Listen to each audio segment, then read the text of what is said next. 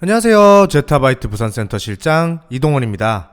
오늘은 두 가지 그래프를 통해 투자에 있어서 무엇이 우리의 수익을 결정하는가에 대해 알려드리겠습니다. 첫 번째 그래프는 하이먼 민스키 모델입니다.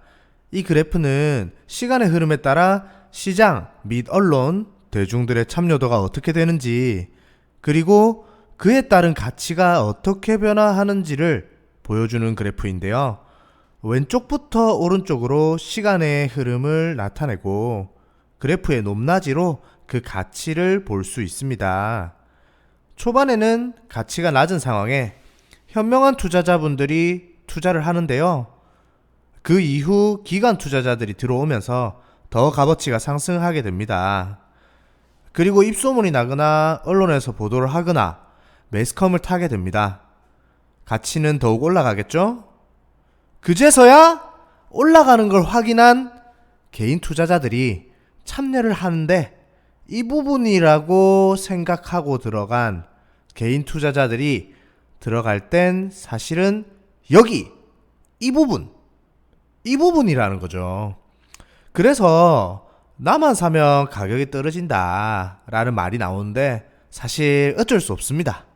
이미 가격이 오르는 걸 보고 들어가기 때문인 거죠.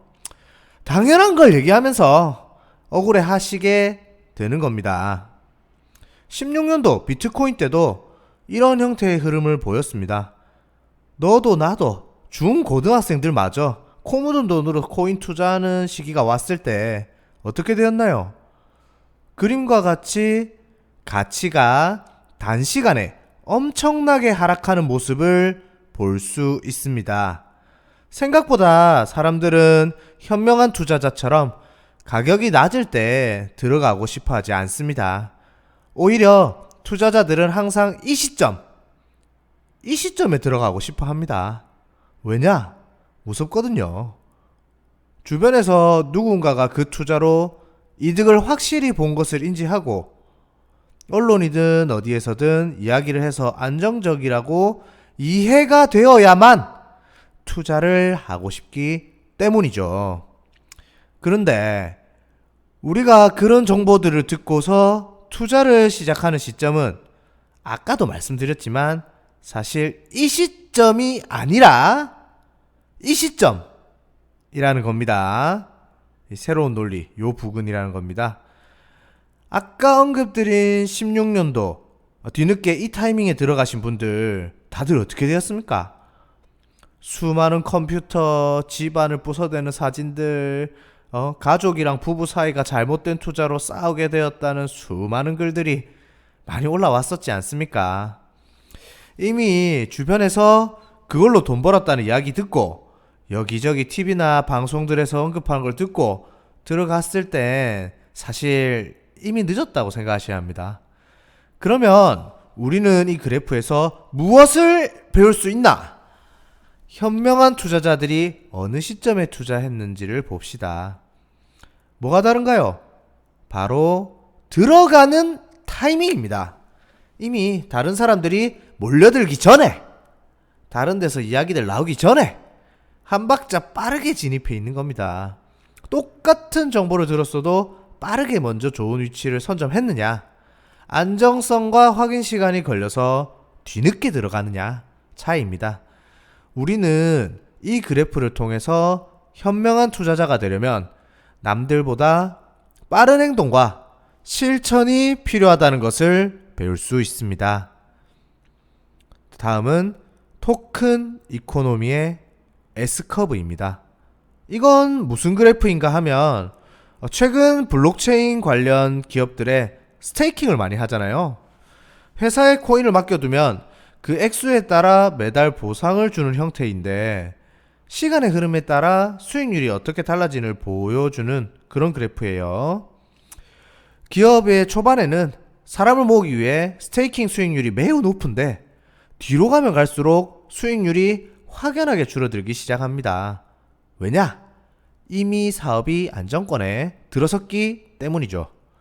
이것도 아까 같이 보았던 하이먼 민스키 모델과 마찬가지로 초반에 투자를 하면 수익을 많이 낼 수 있다는 공통점이 있습니다.